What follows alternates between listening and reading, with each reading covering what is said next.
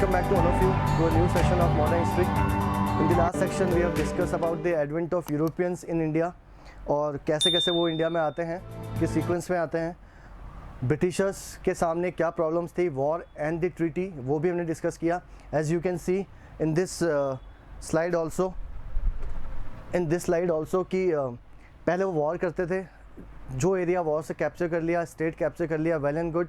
जो नहीं माने, जो आराम से उनसे ट्रीटी साइन कर लो. ट्रीटी में भी दो उनके पास थी, subsidy alliance, doctrine and lapse. और उसके बाद में धीरे धीरे क्या होता था कि वो जो इंडियन स्टेट है वो ब्रिटिश इन्फ्लुएंस में पूरी तरीके से आ जाते और अल्टीमेटली वो उनको सबड्यू कर लेता या फिर उनको सुपरसीड कर लेते ब्रिटिशर्स कि अब पूरी तरह से यहाँ पे हमारा ही रूल है. और यहाँ तक जो आपने पढ़ा है उसके बाद आज शुरुआत हम एक क्वेश्चन से करने वाले हैं. क्वेश्चन आपके सामने यूपीएससी 2007 में ये क्वेश्चन आया था. क्वेश्चन को आप लोग वीडियो पॉज करो, रीड करिए, देन आंसर करना. क्वेश्चन आपके सामने है, who among the following Europeans were the last to come to pre independence India as a trader. मैंने इससे पहले जितना भी बताया, मैंने आपको उस समय एक बार सीक्वेंस बताया था कि सबसे पहले तो आपके पोर्तुगीज़ आए थे और सबसे लास्ट में बच्चों आपके आए थे कौन. पूछा who among the following European were the last to come, वो लास्ट थे फ्रेंच. कौन थे बच्चों? फ्रेंच. सबसे आखिर में जो आए थे वो आपके आए थे फ्रेंच. सबसे पहले आए थे ब्रिटिशर्स. सेकंड नंबर पे Portuguese, Dutch, English and French. तो ये सीक्वेंस आपको याद रखना है. बहुत सिंपल है. पी राइट सेकंड नंबर पे, जैसे आप पीडीएफ याद करते हो तो पीडीईएफ आप याद कर सकते हो. Portuguese, Dutch, English and French. ठीक है. Now move forward to next. देखो यहाँ पे एक और क्वेश्चन है. क्या पूछा हुआ है? Who were the last to come. ये आपके सामने सॉल्यूशन है, आप देख लेना. हमने आंसर पहले ही दे दिया था. इसके बाद नेक्स्ट पे आएंगे. अब शुरुआत करते हैं एक एक करके सबको पढ़ना कि जो एक एक करके यूरोपियंस आए थे उनका क्या रोल था, क्योंकि उनके ऊपर भी क्वेश्चन आएगा एग्जाम में. राइट. तो सबसे पहले कौन आए? पोर्तुगीज़. अब पोर्तुगीज़ जो फर्स्ट आए उसमें वास्को डिगामा का मैंने आपको पहले ही एग्जाम्पल दे दिया था कि वास्को डिगामा जब आते हैं तो वास्को डिगामा भाई साहब इंडिया में आके क्या क्या चीज़ करते हैं वो मैं ऑलरेडी पहले ही बता चुका हूँ. ठीक है. कि ये कैलीकट में आते हैं. कैलीकट में जो हिंदू रूलर है ज़ैमोरिन, वो इनका वेलकम करता है कि प्लीज़ आप आइए. और जब वास्को डिगामा कैलीकट उतरता है तो ये बिल्कुल शॉक्ड हो जाता है. यहाँ के एग्रीकल्चर, यहाँ का जो बिज़नेस है, जो प्रोडक्ट यहाँ मिलते हैं, जो स्पाइसेस हैं, स्पाइसेस से बहुत इन्फ्लुएंस हुआ. क्योंकि आपको पता है स्पाइसेस साउथ इंडिया में बहुत ग्रो करते हैं, मेनली केरला, आंध्रा. तो स्पाइसेस से ये बहुत इन्फ्लुएंस हुआ कि यहाँ पे बहुत, अरे यार यहाँ पे तो ब्लैक पेपर, काली मिर्ची बहुत सस्ती है, हम यूरोप में बहुत महंगी खा रहे हैं. क्यों? अरब मर्चेंट्स के थ्रू जाती थी, बहुत महंगी हो जाती थी क्योंकि बहुत ज़्यादा टैक्स वो लगाते थे. तो उसने सोचा, दिमाग में आइडिया आया, यार क्यों ना मैं डायरेक्टली यहाँ से ले लूँ by the way of ship. हाँ, समुद्र रास्ते से लेके जाऊँ अपने देश में और वहाँ बेचूँ, अमीर हो जाऊँ, मैं अपना प्राइवेट बिजनेस भी करूं और राजा को भी जाके बताऊं कि आप तो पागल हो, वहाँ तो बहुत कुछ है. और फिर आप ये जब चीज़ें वहाँ पे होने लग गई तो आप देखो वास्को डिगामा बिल्कुल पागल हो गया. और यहाँ पे उसने सोचा कि यार मैं अपना एक बेस सेटअप करना चाहता हूँ इंडिया में.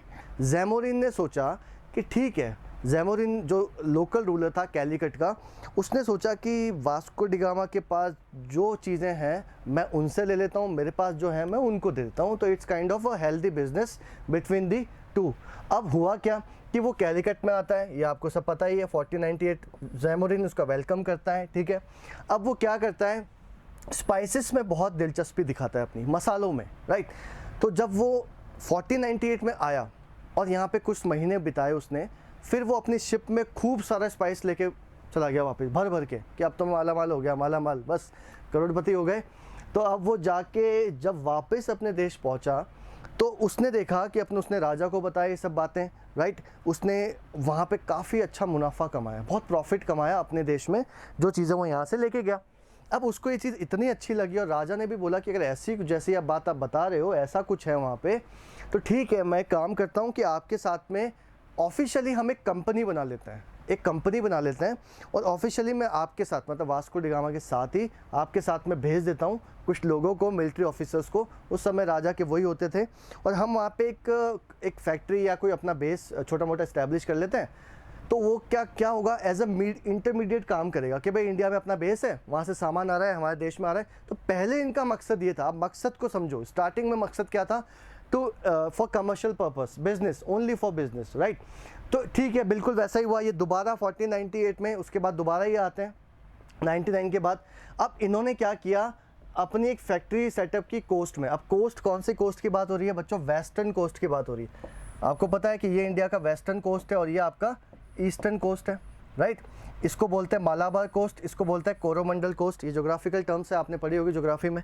So it means western coast में कैलिकट यहाँ पे बच्चों, अभी मैप में भी आपको अच्छे से मैं दिखा दूंगा एग्जैक्ट कहाँ पे। यहाँ पे है कैलिकट, यहाँ पे माहे, मैंगलोर जो जगह, वो भी क्यों इंपॉर्टेंट है मैं आपको बताऊंगा। तो आया, मतलब इसने अपना सेटअप वेटअप सब शुरू कर दिया। अब तक मतलब इसका एक इरादा पोर्तुगीज़ का साफ साफ था कि अब पोर्तुगीज़ से लोग आने लग गए इंडिया में, एक नहीं काफ़ी सारे आने लग गए। बिजनेस करेंगे भैया, बिजनेस करेंगे, प्रॉफिट होगा, तो सब कुछ ठीक चल रहा था। तो इन्होंने क्या किया, 1510 में अपना बेस गोवा में इस्टेब्लिश कर लिया। कैसे कि देखो धीरे धीरे जब ये आने लग गए, तो ऐसा तो नहीं कि बस एक साल आए हो तुरंत आके कब्जा करना शुरू कर दिया। यहाँ पे लोकल कंडीशन क्या है पहले वो देखेंगे, कौन किसका दुश्मन है, क्या हो रहा है, कहाँ हमें बेनिफिट ज़्यादा मिल सकता है। तो इनका फोकस, आप पोर्तुगीज़ का देखो फोकस हमेशा वेस्टर्न कोस्ट रहा। क्यों? आप खुद सोचो, बाय लॉजिकल, अगर उनको कोई भी सामान लेके जाना है यूरोप में तो वेस्टर्न कोस्ट से लेके जाएंगे, पूरा घूम के चाइना से मलक्का स्ट्रेट होके थोड़ी जाएंगे, रशिया होके, वो तो कोई एक रूट भी नहीं है, नॉट पॉसिबल। तो उनको जो रूट मालूम था उसी रूट से वापस जाना था, तो उनका फोकस हमेशा वेस्टर्न कोस्ट पे रहा। ये भी क्वेश्चन आया एग्जाम में, क्यों कि यूरोपियंस का हमेशा वेस्टर्न कोस्ट पे इतना क्या था, ऐसा क्या मिल गया था उनको वेस्टर्न कोस्ट पे? क्योंकि आपको ध्यान रखना है वहीं से उनका सी रूट था। बहुत सिंपल आंसर है, ज़्यादा दिमाग लगाने की जरूरत नहीं है। इसका मतलब जब वो यहाँ पे आए, अपना धीरे धीरे अपने आप को स्टैब्लिश कर लिया, तो क्या किया, ध्यान रखना, पोर्तुगीज गवर्नमेंट ने यहाँ पे गवर्नर अपॉइंट करने शुरू कर दिए। गवर्नर मतलब कि जो इंडिया में कामकाज देखेगा पोर्तुगीज़ का, है ना भाई, सुपरवाइजर टाइप कि भाई हमारा बिजनेस वहाँ चल रहा है, एक सुपरवाइजर अपॉइंट कर देते हैं, वो सब कामकाज देखेगा। तो वैसे ही गवर्नर इस्टेब्लिश करने शुरू कर दिए। किसने शुरू किए?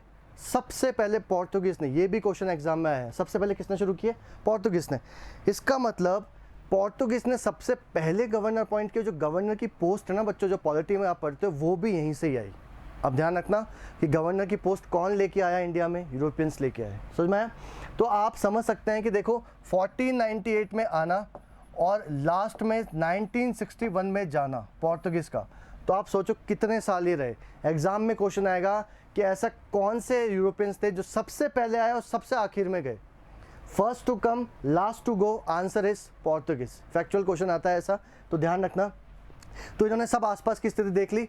ज़ैमोरिन, इन्होंने क्या किया, पहले तो ज़ैमोरिन से दोस्ती कर ली। अब ज़ैमोरिन से अच्छे अच्छे इनको ट्रेडर्स मिलने लग गए, वहाँ पे अरब मर्चेंट्स मिलने लग गए, राइट, और अब वगैरह। तो इन्होंने क्या किया, अपना एरिया एक्सप्लोर किया, उनसे बिजनेस कर लिया, इनसे बिजनेस कर लिया। ज़ैमोरिन को कम प्रॉफिट होने लग गया, ये ज़ैमोरिन के अलावा भी दूसरे लोगों को चीज़ें देने लग गए। ज़ैमोरिन इस बात से थोड़ा थोड़ा नाखुश होने लग गया था, उसको भी खबरें मिल रही थी कि जो पोर्तुगीज़ है, यूरोपियन है, ये बड़े चालाक हैं, ये आपसे भी आगे निकल रहे हैं और आपके राज्य में रहते हुए दूसरों से, ये आपके दुश्मनों तक से ये व्यापार कर रहे हैं। क्यों भाई? इनको कोई मतलब नहीं था कि अंदर वहाँ क्या झगड़ा चल रहा है, इनको तो मतलब था maximum benefit from the business, maximum profit लेना है, यही था। तो इस बात से ज़ैमोरिन भी खुश नहीं था कि भैया, इन्होंने बोला यार मैंने इनको लाया, सेटअप किया, सब कुछ किया और ये आज मेरे खिलाफ ही ऐसा हो रहा है, राइट। तो हुआ क्या कि सबसे पहले धीरे धीरे जब ये अच्छे मजबूत हो गए, लगातार आर्मी, सैनिक इनके आते गए इंडिया में, और ज़ैमोरिन बेवकूफ़ था, वहीं से शुरुआत होती है सारी।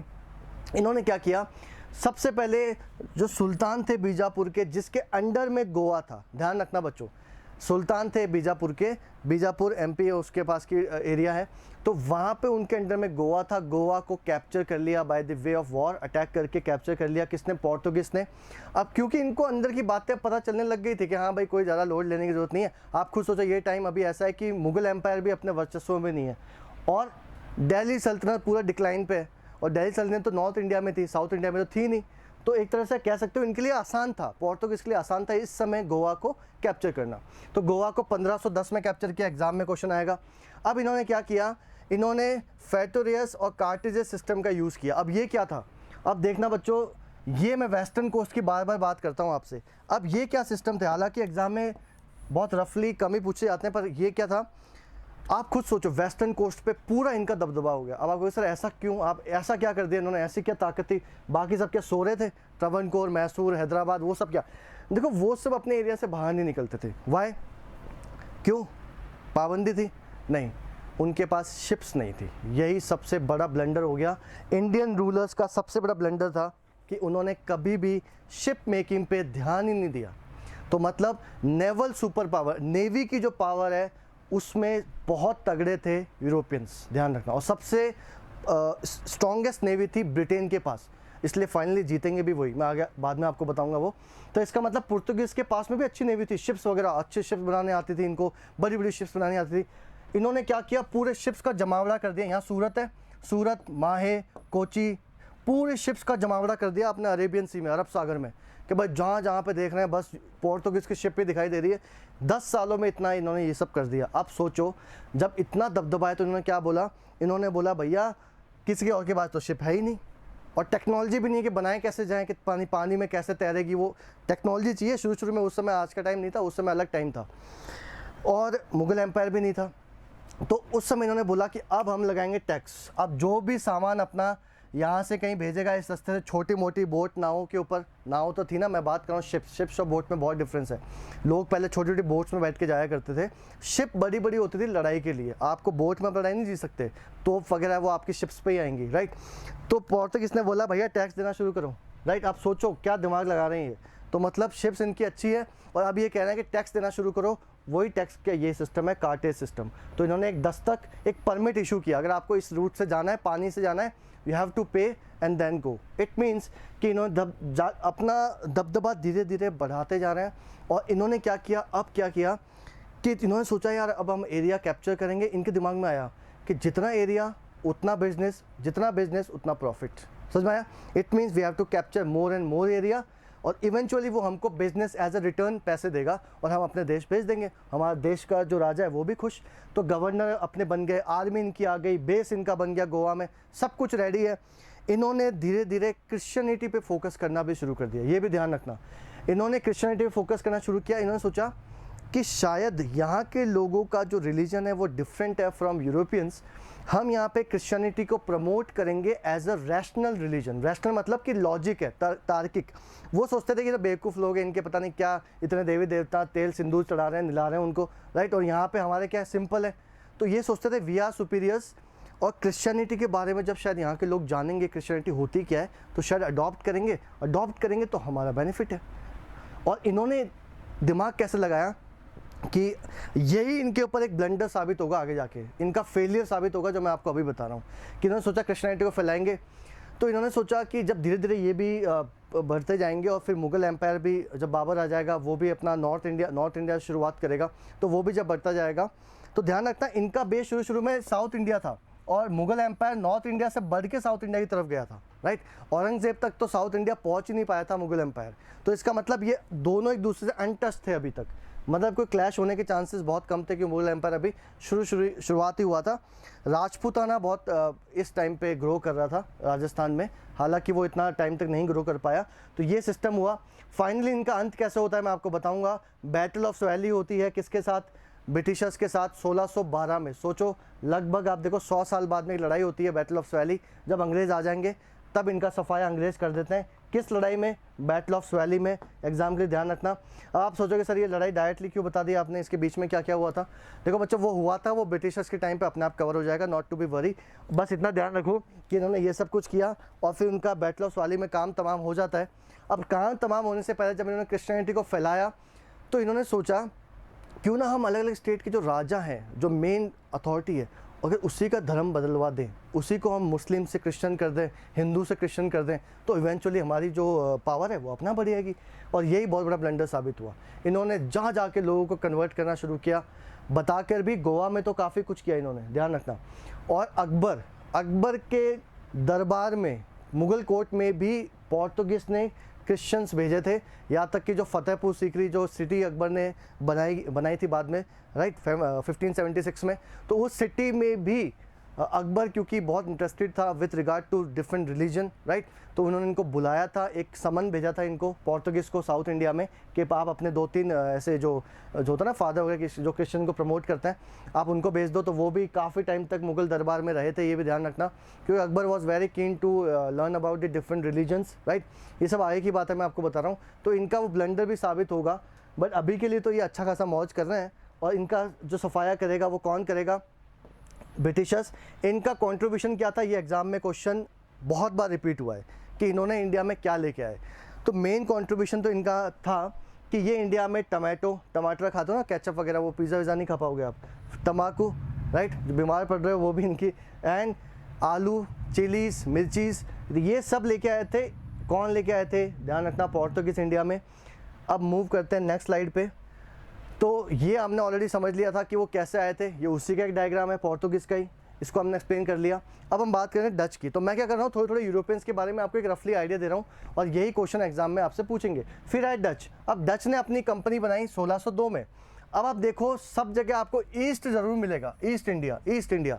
और आपने सुना होगा सर ईस्ट इंडिया कंपनी, और जैसे दिमाग में हमारे आता है ईस्ट इंडिया कंपनी, दिमाग में अंग्रेज़ आते हैं सीधा कि अंग्रेज़।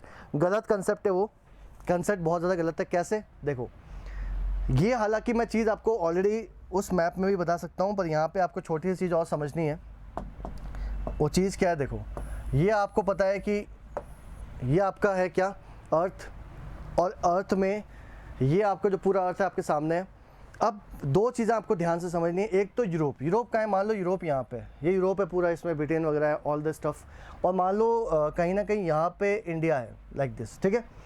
अब आपको पता है इस तरफ मैं जाऊँगा, that is the west, if I move this side, ये क्या होगा, ईस्ट। समझ में आ गया आपको। अब आप बहुत बार सुनते हो British east India company, French east India company, Dutch east India company, सब ने अपना नाम एक ही रखा है। वाई, क्योंकि वो देखते थे कि यूरोप उनका बेसिस था। यूरोप से वो किस तरफ गए, आप बताओ। यूरोप से वो गए ईस्ट की तरफ, ठीक है, तो हमने लिखा ई। कहाँ पहुँच गए थे, हम बात किसी कर रहे हैं, इंडिया की, तो हम लगा देते हैं आई, इंडिया, ठीक है। इसका मतलब ईस्ट में गए, कहाँ पहुँचे, इंडिया में पहुँचे, ठीक है। वहाँ पे क्या किया, बिजनेस के लिए, तो क्या किया, कंपनी बनाई, तो that is called EIC, east India company. तो अगर आपसे कोई पूछे ईस्ट इंडिया कंपनी नाम कैसे आता है, इसका मतलब क्या है, तो आप उनको बताना है कि ई किसके स्टैंड करता है, आई किस लिए, और सी किस लिए स्टैंड करता है, राइट। तो अब आपको समझ में आया ईस्ट इंडिया कंपनी नाम कैसे आया। वो नाम भी यहीं से आया, डायरेक्शन से, कि वो यूरोप के ईस्ट में गए थे। ध्यान रखना, सारे के सारे यूरोपियन पावर ईस्ट में गई थी, और कहाँ पहुँची थी, इंडिया की। हम इंडिया की बात कर रहे हैं, हालांकि इंडोनेशिया, श्रीलंका, मॉरिशियस, मालदीव, सब जगह वो लोग गए थे, बट हमें सिर्फ इंडिया की बात करनी है। तो ईस्ट इंडिया कंपनी वो यहाँ से पिक्चर में आई थी। अब मान लो पोर्तुगीज़ आए तो पी लगा दो, Portuguese east India company, British आए तो बी लगा दो, सब कुछ सेम है, खाली आगे देश का नाम लगाना है। क्योंकि अब ब्रिटेन ने 200 सालों तक राज किया, तो हम ब्रिटिश के रेफरेंस में ज़्यादा सुनते हैं ईस्ट इंडिया कंपनी को, तो हमें लगा कि शायद ब्रिटेन की कंपनी का नाम होगा ईस्ट इंडिया कंपनी। ऐसा नहीं था, सब ने अपनी कंपनी का नाम ईस्ट इंडिया कंपनी ही रखा था। बस शर्त है आगे कंट्री का नाम लगा दो, एवरीथिंग विल बी सेम, ठीक है। तो अब देखो डच आए थे, डच ने क्या किया, इनके बारे में ज़्यादा कोई क्वेश्चन नहीं आता, तो फटाफट देखेंगे, बेचारे को ज़्यादा कर भी नहीं पाए थे। तो लेट्स सी, देखो कंपनी इन्होंने कब बनाई, 1602 में, राइट। अब आप कहोगे सर ये 1602 में आए तो फिर अंग्रेज़ कब आए, वो भी देखेंगे। 1602 में इन्होंने अपनी पहली फैक्ट्री लगाई मसूलीपट्टनम में। ध्यान रखना, ये फैक्ट्रीज़ के क्वेश्चन एग्जाम में जरूर आते हैं। बहुत सिंपल है कि उन्होंने अपनी फैक्ट्री कहाँ लगाई, इन्होंने अपनी फैक्ट्री कहाँ लगाई।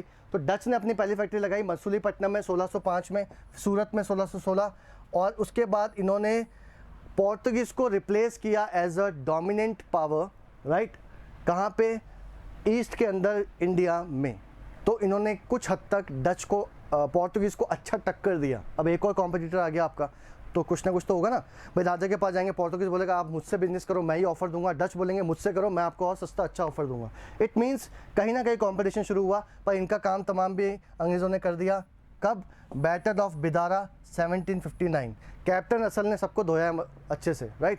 तो इट मीन्स बैकग्राउंड में उनके बारे में भी चर्चा करेंगे, बट इनको लास्ट में डिफीट कर दिया था, और ये इंडिया छोड़ के चले गए।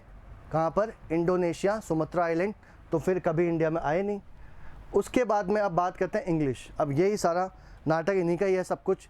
इनके बारे में तो हमको एक एक लाइन डिटेल में पढ़नी है, और एक एक चीज़ इंपॉर्टेंट है एग्ज़ाम के लिए।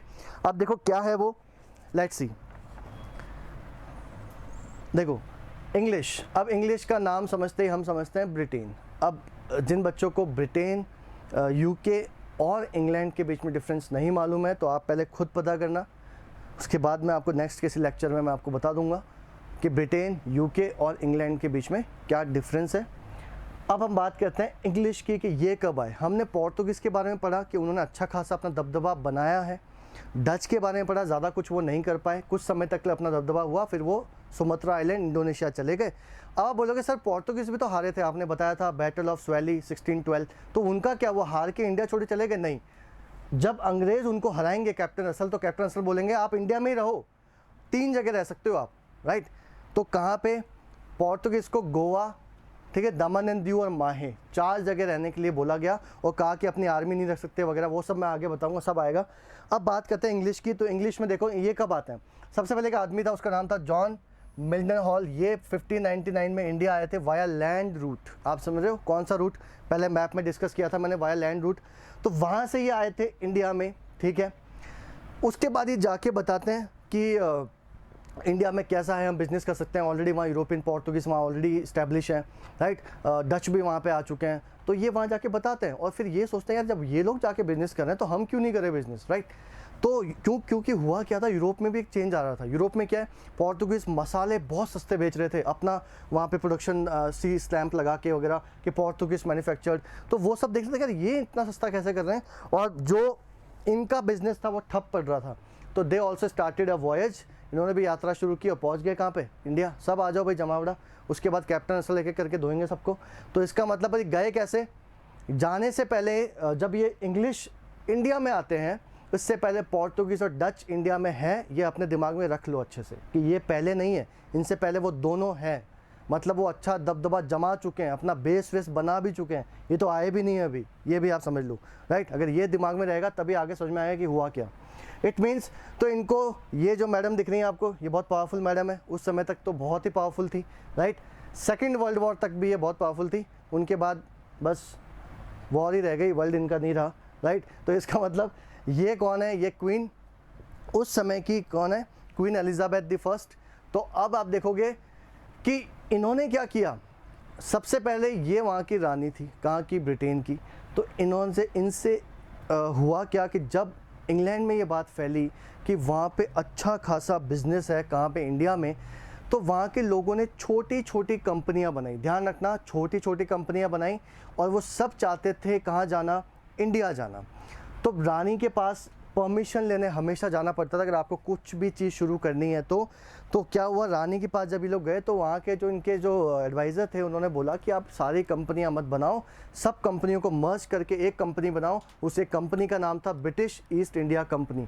कई बार ये भी पूछते हैं क्या वो सिंगल कंपनी थी, नहीं, इसके बोर्ड ऑफ डायरेक्टर्स भी थे, मैं आगे बताऊँगा आपको। तो बहुत सारी कंपनीज़ को मर्ज करके कंपनी बनाई, that is called east India company, जैसा डच ने अपनी बनाई थी, राइट। तो क्वीन ने बोला ठीक है जाओ, देखो कह रही है मेरा आशीर्वाद है, आराम से जाओ स्टैब्लिश करो। तो क्वीन एलिजाबेथ ने क्या किया, 1600 में इनको रॉयल चार्टर दिया। चार्टर मीन्स परमिशन कि आप जाइए और वहाँ पे क्या करिए, बिजनेस स्टार्ट करिए। कहाँ पे, इंडिया में। अब आपके सवाल में फिर भी एक क्वेश्चन आ रहा होगा सर बार बार कि इन सबको पता ही कैसे चलता था कि इंडिया में इतना सब कुछ है, गलती से इंडिया कैसे पहुँच गए। बच्चों बहुत जगह पहुँचे थे, ना सिर्फ इंडिया और भी जगह पहुँचे थे। पर आपको ध्यान रखना है मेडिवल हिस्ट्री में ऐसा नहीं है कि इंडिया के बारे में इनको समझ नहीं थी। मेडिवल हिस्ट्री में बहुत सारे यूरोपियन ट्रैवलर्स आए थे, राइट। इवन दो मुग़ल जो किंग प्रिंस थे दारा शिको, राइट, उनके तो डॉक्टर खुद एक पोर्तुगीज़ थे जो इंडिया में आए थे। तो वो जब जो मेडिवल टाइम में इंडिया में आए थे, उन लोगों ने इंडिया में आके जो जो देखा उन पर किताबें लिखी। वो किताबें यूरोप में पब्लिश हुई तो बहुत फेमस हुई, राइट।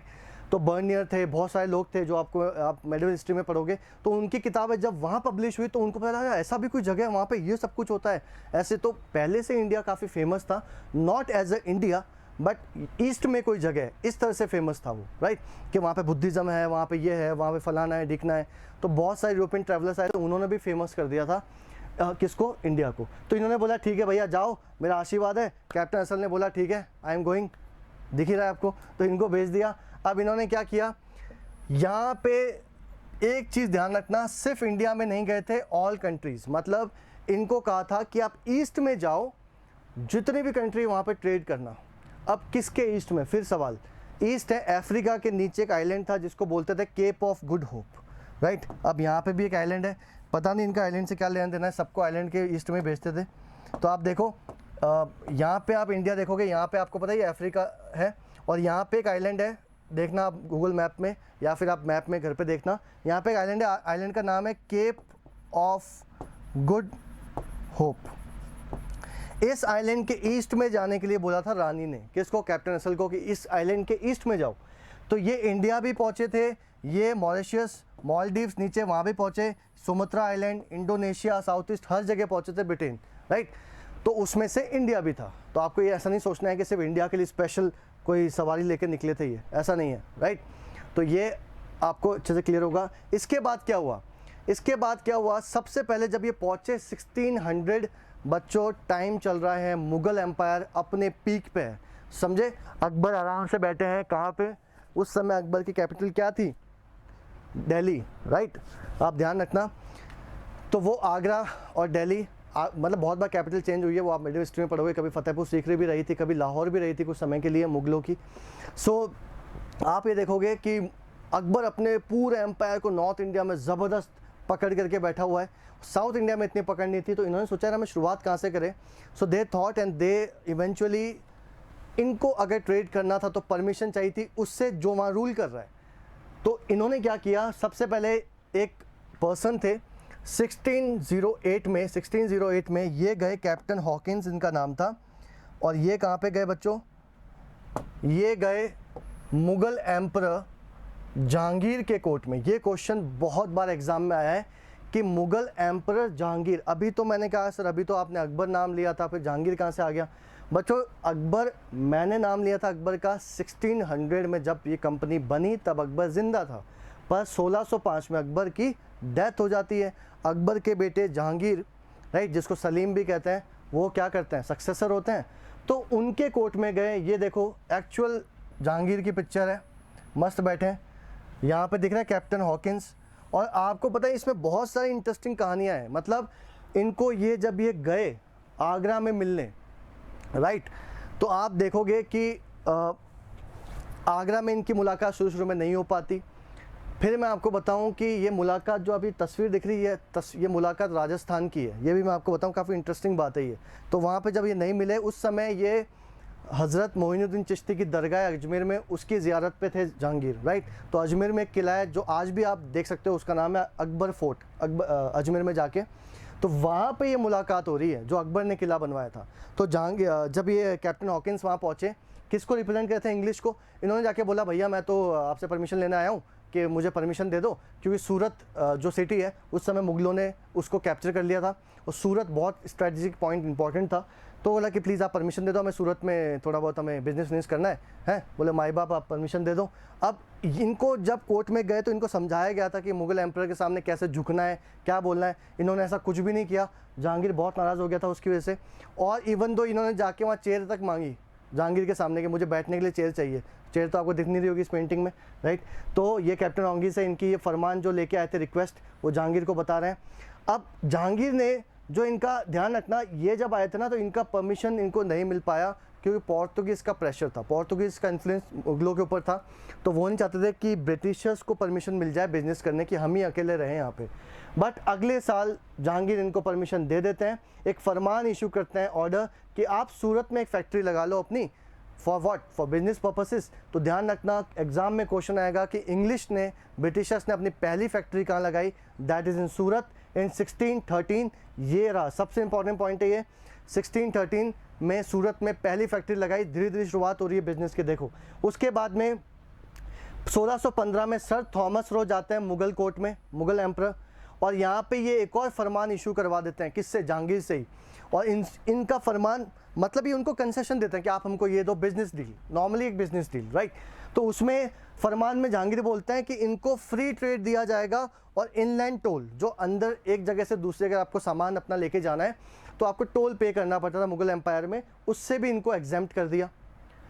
और इनको बोला, अब आप सोच रहे होंगे ऐसा क्या कर दिया इसने कि एग्जेम्प्ट कर दिया, नहीं। इनको ये कहा कि आप एक साल में एक फ़िक्स अमाउंट हमको दे दो, इतना अमाउंट आप हमको मुग़ल ट्रेजरी में आप डिपॉजिट कर दो, तो हम आपको इनलैंड जो आपका टैक्स है, टोल है, उनसे आपको एग्जेम्प्ट कर देते हैं। तो अंग्रेज़ों का भी ठीक ठाक चल रहा था, मुग़लों का भी चलो ठीक ठाक काम था। अंग्रेज़ अभी कुछ नहीं कर सकते थे, क्योंकि मुग़ल बहुत पावरफुल थे, तो वैसे भी कुछ नहीं कर सकते थे वो, और अंग्रेज़ अभी पावरफुल नहीं थे, ये भी आपको समझना है। अभी शुरुआती दिन है इनके। तो इसके बाद में क्या हुआ, बाद में अपना रंग दिखाएंगे ये। सेकेंड फैक्ट्री की परमिशन मिल गई इनको मसूलीपट्टनम में। आपको ये जगह सारी याद रखनी है ब्रिटिशर्स के केस में। तो सेकंड फैक्ट्री कहाँ लगी, मसूलीपट्टनम में। और 1632 आ गया, देखो इनको राइट मिल गया गोलकुंडा साउथ इंडिया में, जहाँ पे बहुत हीरे निकलते थे, राइट। ये ऐसी किंगडम थी जहाँ पे बहुत हीरे जवाहरात निकले करते थे। वहाँ पे भी इनको परमिशन मिल गई ट्रेड करने की कि भैया बिजनेस करो। आप सोच रहे होंगे सर ये परमिशन क्यों लेनी पड़ती है बार बार। बच्चों वहाँ पे जिस भी रूरल के एरिया में जो अंडर में एरिया आता था, वहाँ पे अगर आपको कुछ भी बेचना है, खरीदना है, तो you have to take permission. Otherwise कोई दूसरा व्यापारी दिखता था तो उसके खिलाफ जो लोकल व्यापारी थे वो विद्रोह करते थे कि ये कहाँ से आ गया, लाइक दिस। तो उनको वहाँ परमिशन मिल गई। सीक्वेंस देखो धीरे धीरे अपनी पकड़ बना रही है। और फिर क्या हुआ, 1651 बंगाल में एक नवाब थे। अब आप बोलोगे ये नवाब बंगाल मतलब मुगलों के अंडर आता था बंगाल उस समय, 1651 की बात कर रहा हूँ, ठीक है। मुगल क्या करते थे, मुगल बादशाह बैठते थे आगरा में और अपना एक आप कह सकते हो जो उनके फ्यूडल चीफ्स होते थे, जो लोकल चीफ्स, उनको बिठा देते थे अपने रिश्तेदार वगैरह को। तो उसमें एक नवाब अपॉइंट किया था मुगलों ने, कहाँ के, बंगाल के लिए। तो बंगाल पे भी जो नवाब थे वो थे शहाजुद्दीन। इन्होंने कंपनी को राइट दिया था क्या, ट्रेड करने का बंगाल में, बट ड्यूटी पे करने के बाद। बच्चों ध्यान रखना, आफ्टर पेइंग द ड्यूटी। और ये पॉइंट इतना इंपॉर्टेंट है, ध्यान रखना कि यही गलती हो गई, यही बाद में जाके ध्यान रखना अंग्रेज़ों का एक बहुत इंपॉर्टेंट पॉइंट साबित होगा जब वो बंगाल को कैप्चर करेंगे। ये पॉइंट ध्यान रखना, बाद में इस पे आऊँगा मैं। 1651 में उनको परमिशन मिल गई है बंगाल में, मतलब बंगाल में उनका प्रेजेंस पहले से ही हो चुकी है। सेकंड, उसके बाद 1662 में बॉम्बे इनको दहेज में मिल जाता है। वाह कितनी अच्छी बात है, बताओ। अब आप सोचो कि बॉम्बे दहेज में, ये चल क्या रहा है इंडिया में, मतलब सब इनका ही हो गया था कि जो अपने दहेज में खेल रहे हैं, क्या हो रहा है, हो गया है बच्चों। बैकग्राउंड में क्या हुआ था कि पोर्तुगीज़ ने, बॉम्बे एक आइलैंड है ध्यान रखना, तो उसको कैप्चर कर लिया था बॉम्बे को पोर्तुगीज़ ने। और पोर्तुगीज़ में, यूरोप में क्या हुआ, पोर्तुगीज़ और इंग्लैंड के बीच में जो किंग्स हैं उनके बीच में शादियाँ हुई। तो इंग्लैंड के राजा थे चार्ल्स सेकंड, उनको पुर्तगाल की रानी थी, उनसे शादी हुई, तो दहेज में उनको क्या मिल गया, बॉम्बे। मज़ा ही आ गए, राइट। अब जब बॉम्बे भी मिल गया, सब कुछ धीरे धीरे इनका वर्चस्व बढ़ता जा रहा है। फिर आप देखो 1691 में क्या हुआ, मुगल एम्पर औरंगज़ेब ने इनको क्या किया, एग्जेम्प्ट कर दिया टू पे कस्टम ड्यूटी इन बंगाल। इनको बोला ठीक है आप ड्यूटी पे मत करो। 1691 का टाइम है, औरंगज़ेब गद्दी पे है, तो इनको धीरे धीरे बहुत फेवर मिलने लग गए। कहाँ से, मुगल एम्पायर से। आप सोच रहे होंगे क्यों मिलते थे, क्योंकि मुगलों को भी फ़ायदा हो रहा था, ये पैसा देते थे, बिजनेस करते थे, मुगलों को भी फ़ायदा हो रहा था। तो कहीं ना कहीं अभी तक कहानी ठीक चल रही है, पर ये कहानी पलटेगी बाद में, ध्यान रखना। उसके बाद में तो जो मुगल, जब औरंगज़ेब की डेथ होती है 1707 में, मुगल एम्पायर होता है कोलैप्स। क्यों कोलैप्स होता है, क्योंकि हर कोई जो है वो बादशाह बनना चाहता था। बहुत सक्सेशन की लड़ाइयाँ हुई इनके बीच में, वो मुगल हिस्ट्री की कहानी है, मॉडर्न हिस्ट्री में वो नहीं पढ़ेंगे हम। हमें इतना समझना है कि इसके बाद एक ऐसे राजा आते हैं जिसको है ना रंगीला राजा भी बोलते थे, या अय्याश टाइप का वो राजा था, पागल टाइप का, पगला राजा भी बोलते थे उसको, राइट। तो उसने क्या किया, उसने बहुत बड़ी गलती कर दी। 1717 में उन्होंने रॉयल फरमान, उसको पता नहीं बहला फुसला के अपनी टीम में ले लिया अंग्रेज़ों ने, और उसने उससे एक फरमान इशू करवाया। कब, 1717 में। ये पॉइंट भी याद रखना, एक तो ये वाला बंगाल के लिए और ये वाला पॉइंट। इसमें रॉयल फरमान इशू करवाया फ़ारूक सियार, वो मुगल बादशाह थे, आपने नाम भी कभी सुना ही नहीं होगा शायद, फ़ारूक सियार थे। तो इन्होंने क्या किया, इन्होंने परमिशन दे दी, किस चीज़ की, अब ये इंपॉर्टेंट है। एक तो ट्रेड कंसेशन, बहुत जगह, गुजरात में, हैदराबाद में और सूरत में इनको ट्रेड कंसेशंस मिले। जगह भी याद रखनी है क्या, यस याद रखनी है, एग्जाम में आती है, राइट। तो वहाँ पे ट्रेड कंसेशन मिले। और मिंटिंग ऑफ ओन कॉइन्स, इनको बोला कि ठीक है आप उन जगह पे ना अपने सिक्के छाप लो। कितना बड़ा गधा है बताओ, खुद की रियासत चल रही है, सिक्के किसी और के चल रहे हैं। ये लॉजिकली, स्ट्रैटेजिकली बहुत ही गड़बड़, ब्लंडर था एक, राइट।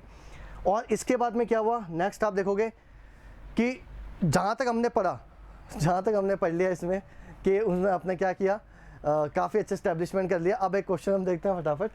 देखो बच्चों, अब क्वेश्चन ये है कि यूपीएससी प्री 2018 में क्वेश्चन है, आपके सामने क्वेश्चन है, वीडियो पॉज करो, इसको सॉल्व करो। बीच में क्वेश्चन मैं इसलिए लेके आ रहा हूँ ताकि आपको जो टॉपिक पढ़ा है उसके साथ साथ ही क्वेश्चन हो जाए तो बेटर है, क्योंकि हिस्ट्री में टॉपिक साथ साथ और क्वेश्चन भी साथ साथ हम करेंगे। बहुत ईजी क्वेश्चन है, हो जाना चाहिए। पूछा आपसे यह है कि फर्स्ट टाइम जब मुगल एम्पर, जो during the time Mughal emperor थे, तो उस समय कंपनी ने अपनी फर्स्ट फैक्ट्री कहाँ इस्टेब्लिश की, राइट। और आपको पता है, मैंने अभी थोड़ी देर पहले बताया कि उसका आंसर क्या है, सूरत। और मुगल एम्पर कौन थे, जहांगीर, जहांगीर के टाइम पे वो कोर्ट में परमिशन लेने आए थे, आपको याद है, और 1613 में ही उन्होंने पहली फैक्ट्री सूरत में इस्टेब्लिश की। मुगल किंग है जहांगीर। इट मीन्स ये कितना सिंपल फैक्चुअल क्वेश्चन आपसे पूछा है। एक और क्वेश्चन है, इसका भी आंसर आपको करना है। हालांकि इसके बारे में मैंने अभी आपको कुछ बताया नहीं है कि उन्होंने कहाँ कहाँ कौन से फोर्ट इस्टेब्लिश किए। इस क्वेश्चन को आप पढ़ के रखो, आगे स्लाइड्स में ही आपके इसका आंसर मिलेगा। बस मैं आपको ये बता रहा हूँ कि कितने फैक्चुअल क्वेश्चन भी यूपीएससी पूछता है, राइट। और बहुत ईजी है, फ्री के नंबर, अगर आप ढंग से पढ़ोगे तो कुछ भी दिक्कत नहीं होने वाली है। इसके बाद देखो ये तो इस स्लाइड का आंसर है। नेक्स्ट अब मैं आपको वो जगह लोकेट करता हूँ जहाँ पे हम कब से डिस्कस कर रहे हैं। देखो, हालांकि थोड़ा मैप ब्लर भी हो सकता है। ये एक जगह थी, बस आपको एक लोकेशन आइडिया होना चाहिए बस कि कौन सी चीज़ कहाँ थी। ये है मसूलीपट्टनम, जो फैक्ट्री लगाई थी, सेकंड फैक्ट्री आपको याद है यहाँ। पहली फैक्ट्री लगाई थी आपको पता है यहाँ पे सूरत है, फर्स्ट फैक्ट्री यहाँ, सेकंड फैक्ट्री मसूलीपट्टनम में। तो आप देखो 1613 में फर्स्ट फैक्ट्री अंग्रेज़ों की यहाँ, 1616 में सेकंड फैक्ट्री अंग्रेज़ों की यहाँ पे आपको दिख रहा है फोर्ट, यहाँ दिख रहा है पौंडीचेरी, यहाँ पे चंद्रनगर, और ये एरिया है बंगाल का, एज यू कैन सी। यहाँ पे बच्चों गोवा है, और ये रहा कैलीकट, जो आप कहते हैं कैलीकट में आया था वास्को डी गामा। तो ये आप बस एग्जैक्ट जगह नहीं, बस आपको एक दिमाग में रहे कि कौन सी चीज़ कहाँ पर है। साउथ इंडिया में ही सारी चीज़ें दिख रही है आपको। बंगाल आप बस थोड़ा दिख रहा है आपको कि बंगाल में भी अंग्रेज़ों को परमिशन मिल चुकी थी, बस ये थोड़ा बात ध्यान रखना। और वेस्टर्न कोर्ट्स में ज़्यादा उनका इन्फ्लुएंस रहेगा, आप देखना हमेशा। अब देखो, ये एक छोटा सा मैप है, आपको इसमें कुछ चीज़ों को लोकेट करना है। अब एक और क्वेश्चन है, और वो क्वेश्चन देखिए आपके लिए। 1613 में जो फैक्ट्री सेटअप हुई थी, 1613 में जो फैक्ट्री सेटअप हुई थी बच्चों, उसके ऊपर एक और क्वेश्चन है, और क्वेश्चन आपके सामने है। क्वेश्चन रीड करो और इसका आंसर लगाने की कोशिश करो। क्वेश्चन आपके सामने है कि in the year 1613 where was the East India Company given permission to set up the factory, right? अब कितनी बार रिपीट कर चुका हूँ मैं ये चीज़ कि इसका आंसर क्या है आपका, सूरत। तो एक ही क्वेश्चन है, कैसे कैसे घुमा के यूपीएससी पूछ रहा है लगातार। मतलब जो एक लाइन हमने पढ़ी उसी के ऊपर दो क्वेश्चन आपने अलग अलग तरीके के देखे, आंसर दोनों का सेम ही है। एक जहांगीर, सूरत और ब्रिटिशर्स 1613, ये 4 पॉइंट याद रख लोगे तो काफ़ी क्वेश्चन आपके हो जाएंगे, राइट। इसके बाद देखो नेक्स्ट जो चीज़ है वो है फ्रेंच। अब आप कहोगे सर फ्रेंच के बारे में सबसे ख़ास बात क्या है। देखो, फ्रेंच के बारे में सबसे ख़ास बात यह है कि इन्होंने जब भारत में आने का सोचा तो ये क्या करेंगे बच्चों, ये ब्रिटिशर्स के नाक में दम करने वाले हैं। क्यों? क्योंकि ब्रिटिशर्स का भी 36 का आंकड़ा था फ्रेंच के साथ। फ्रेंच भी अपने एरिया को एक्सपेंड करना चाह रहा था, और एट द सेम टाइम कौन एक्सपेंड करना चाह रहा था, ब्रिटिशर्स भी। तो फ्रेंच आएंगे, और फ्रेंच आते क्या करेंगे, देखो सेम चीज़ वही करेंगे जो ब्रिटिशर्स ने की थी। फटाफट देखते हैं हम। अब ये कब आए, 1664 में बच्चों, ध्यान रखना 1664 में आते हैं। और आप देखो फ्रेंच ईस्ट इंडिया कंपनी, नाम वही, सब कुछ वही, पहले समझा चुका हूँ, राइट। और इनके फाइनेंस मिनिस्टर थे, वो थे कॉलबर्ट। इन्होंने एडवाइस किया, भैया जाओ फटाफट, कहाँ पे जाओ, इंडिया में जाओ, बहुत अच्छा बिजनेस व्यापार चल रहा है। कितने लेट हो गए, कम से कम 150 साल तो लेट हो ही गए पोर्तुगीज़ के हिसाब से तो ये, बट फिर भी इनकी पावरफुल मतलब मिलिट्री स्ट्रॉन्ग थी एज़ कम्पेयर टू पोर्तुगीज़। अच्छी टक्कर देंगे ये किसको, ब्रिटिशर्स को। जो मेन टक्कर होगी वो ब्रिटिशर और फ्रांस के बीच में ही होगी, मैं आगे बताऊंगा आपको। तो यहाँ देखो, इन्होंने भी पहली फैक्ट्री सूरत सेम, सेकंड फैक्ट्री मसूलीपट्टनम बिल्कुल सेम, जो ब्रिटिशर्स ने किया था वही फैक्ट्री सेम, खाली ईयर चेंज है, 68 और 69 का टाइम चल रहा है। इनको ही परमिशन मिल गई। और देखो उसके बाद 74 में पौंडीचेरी, आप दिख रहा है आपको पौंडीचेरी और चंद्रनगर पोस्ट। अब ये पॉइंट ध्यान रखना बच्चों, ये फिर बंगाल में कुछ काम आएगा बाद में।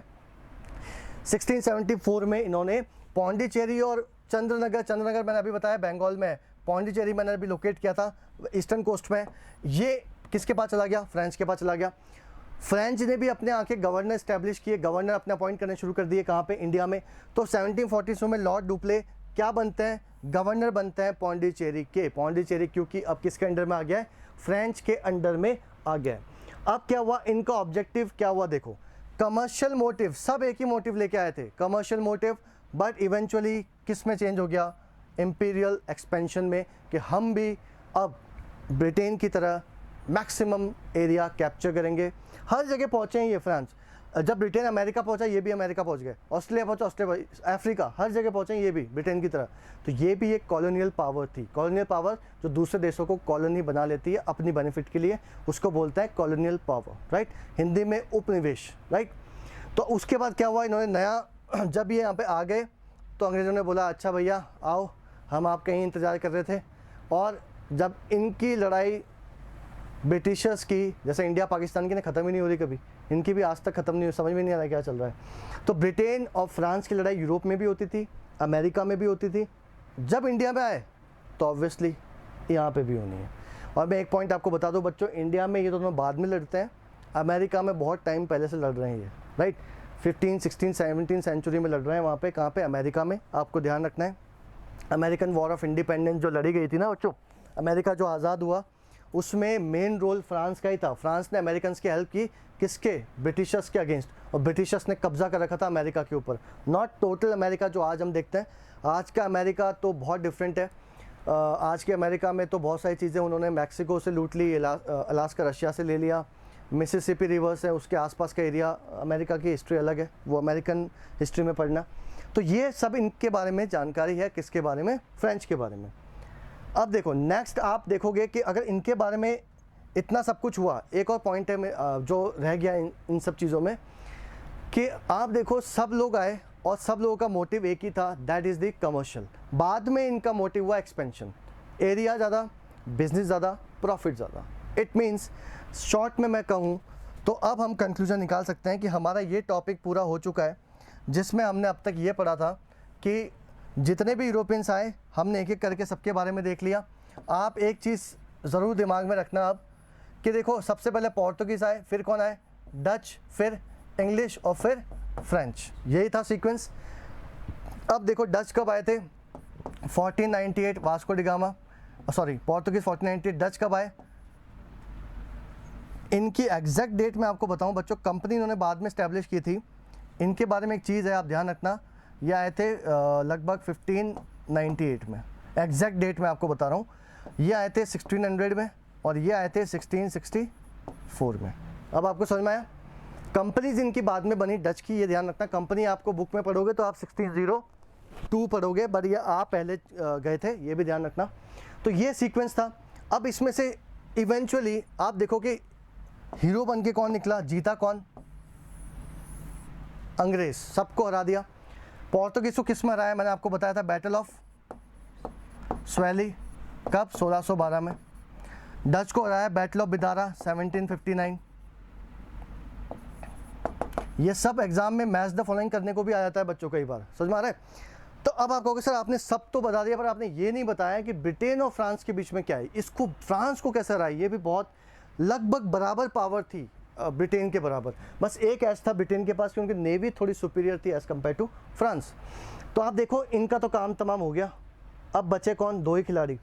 अभी हम क्या पढ़ रहे हैं, जिनको नहीं पता चल रहा अभी भी मैं आपको बता दूं, ब्रिटेन ने भारत पे कैसे राज किया। तो दो प्रॉब्लम थी, पहले यूरोपियन, उनका सफाया हो रहा है, फिर इंडियन प्रिंसेस का सफाया होगा, राइट। तो इसका मतलब अब ये सामने है और फ्रेंच सामने है, दोनों बराबर के हैं, दोनों इंडिया में अपना, साउथ इंडिया में अपना दबदबा बना चुके हैं, फैक्ट्री वैक्ट्री सब डाल चुके हैं, ठीक है, सब तैयारी, बैकग्राउंड में सब काम हो चुका है। मतलब अब एक ही चीज़ बाकी है, क्या? लड़ाई। किस किस के बीच में? इंग्लिश और फ्रेंच, मतलब ब्रिटेन और फ्रेंच, ब्रिटेन कर दो ज़्यादा अच्छा रहेगा, ब्रिटेन और फ्रांस के बीच में लड़ाई होगी। अब क्वेश्चन होगा सर क्या इनमें भी सब एक ही लड़ाई होगी जैसे स्वेली की बैटल हुई, बिदारा की बैटल हुई? नहीं, इसमें बहुत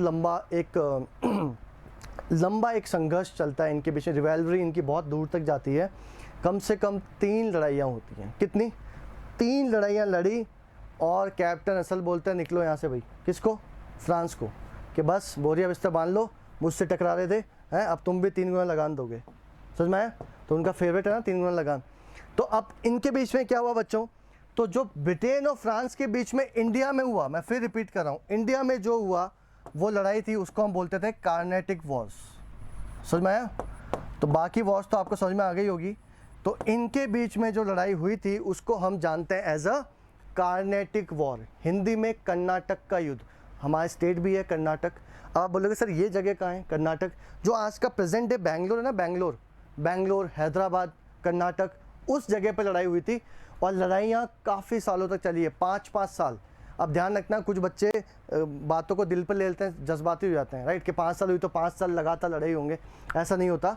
होता क्या है कि आज मेरे और मेरे किसी दुश्मन के बीच में कोई लड़ाई हुई, 10 दिन चली मान लो, फिर ब्रेक होता है। ऐसा नहीं कि सुबह शाम लड़ ही रहे हैं, उसका भी रूल होता है। वो भी मतलब जानवर नहीं थे, इज्जत से लड़ते थे। 10 दिन लड़े, 3 महीने लड़ाई नहीं, फिर बहुत लड़ाई हुई, 4 महीने लड़े ही नहीं, साल बीत गया, साल में कितनी बैटल हुई, 3 छोटे छोटे बैटल्स हुए, 3। अगले साल भी लड़े लड़े लड़े, जब तक वो लड़ाई कोई हार या जीत नहीं गया। तो ऐसा करने में मान लो 4 साल लग गए। तो छोटे छोटे जब बैटल्स मिल जाते तो उनको बोलते हैं वॉर, ध्यान रखना, राइट। इसलिए इसका नाम क्या है, काइनेटिक वॉर। पर इन वॉर्स के अंदर भी छोटे छोटे बैटल्स लड़े गए ब्रिटेन और फ्रांस के बीच में। आपको एग्जाम के लिए उन सब में घुसने की जरूरत नहीं है, वो सब स्टेट हिस्ट्री का पार्ट है। हमें सिर्फ ये मेन लड़ाइयों को देखना है। कितनी लड़ाई हुई बच्चों, ध्यान रखना, 3। तो first kinetic war, second kinetic war and the third kinetic war. 3 लड़ाइयाँ होंगी, फ्रांस का सुपड़ा साफ भारत में, और आखिर में जो विजेता होंगे वो कौन होंगे, ब्रिटेन। हालांकि कोई कंपटीशन नहीं चल रहा है, ये बस मैं आपको बता रहा हूँ कि ब्रिटेन आज लास्ट में जीतेगा। और ब्रिटेन फिर अगला अपना स्टेप चलेगा, और स्टेप होगा जो लोकल रूलर्स हैं उनको कैसे रास्ते से हटाऊं। और जब एक बार वो भी रास्ते से हट गए तो बच्चों आपको पता है फिर क्या बाकी रह गया है, कुछ नहीं। ब्रिटिश रूल पूरी तरह से इंडिया में आ चुका है, और वही हमें समझना है। तो कहानी आप समझ रहे हो, कहानी कैसे चल रही है, सीक्वेंस में कहानी चल रही है, सब कुछ बराबर हो रहा है। बस आपको इनके पार्ट्स, इनके रिगार्डिंग चीज़ें भी याद रखनी है एग्ज़ाम पॉइंट ऑफ व्यू से। और ध्यान रखना, ये मैच द फॉलोइंग में एग्ज़ाम में क्वेश्चन पूछा जा चुका है, और पूछा भी जा सकता है कि किसने किसको कहाँ हराया, कौन सी लड़ाई थी। और अब हम नेक्स्ट सेशन में पढ़ेंगे काइनेटिक वॉर। काइनेटिक वॉर के बाद में इंडियन प्रिंसेस को कैसे हराया। तो आज के लिए सेशन में इतना ही काफ़ी है। Thank you very much. Next session में हम मिलेंगे, तब तक के लिए धन्यवाद।